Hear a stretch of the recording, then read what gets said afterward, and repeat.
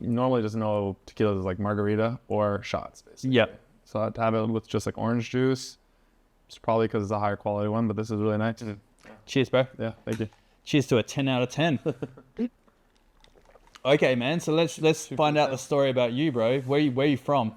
I grew up in a small town in southern Canada. They call it southwestern Ontario. It's actually like more south than Detroit. Our claim to fame, it's the most southern town in all of Canada. So for being a very northern country, it was south.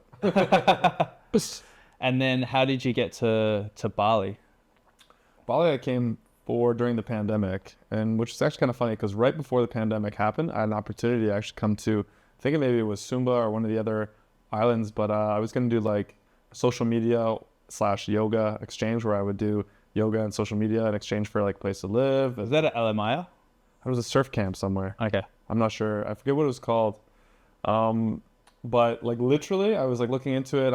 I had two options at the time, that or keep pursuing my business in the UK. I was literally going to show up at my potential investor's door and just be like, it's time to invest, man. Come on. We've been talking for a year and a half. And then the pandemic hit. And then like I was locked in Canada for 6 months, 9 months. And then I was like, I got to check out Bali. There's something that just kept pulling me here.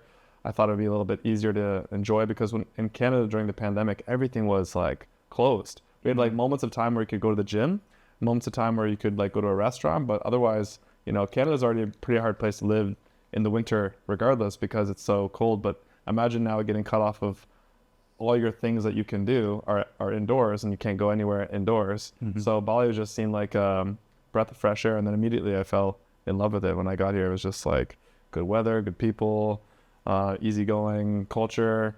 You know, it's a place where you can also live pretty comfortably as someone from a developed country.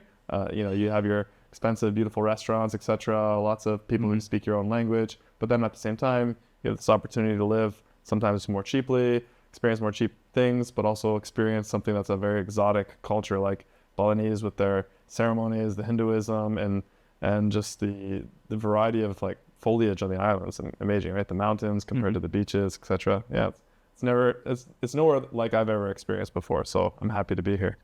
Cheers to Bali. Cheers to Bali. So what were you doing before coming to Bali though? You said an investor, because I understand what you're doing now. It's very heavily, the brand is in real estate. Yeah. I know you've got a project as well. Yeah. What were you doing real estate before coming to Bali? I worked in some marketing aspects of real estate before. My parents were real estate agents. It's funny enough, like 5-10 years ago, I made my parents some videos that I was trying to have them promote online, trying to create viral videos for their real estate agency. And to be honest, my mom was just too embarrassed. So we produced the videos and then she was just like, I don't want this to be online, blah, blah. But they're pretty funny because what we did was essentially my dad loves Star Wars. So we basically make this drama about Darth Vader being a real estate agent. And so like if clients didn't want to buy, he would like choke them to death or something like that, or he would convince them to buy with the Force and stuff. Oh my god, do you still have these videos? I do somewhere online. I could. Oh my god, that'd be so funny, bro. Your dad sounds like an absolute lord. Yeah, he wanted to he was just all about it, but my mom is more conservative when it comes to her public image, etc. So that was like my first marketing stint into real estate and whatnot. But before this, I was actually raising money, and I did successfully raise money during COVID from UK film studio called Twickenham Film Studios. They won the Academy Award for Bohemian Rhapsody. They did the sound design for that in 2019 and won Academy Award for sound design. But they're like London, UK's oldest film studio. It's been around since I think 1905.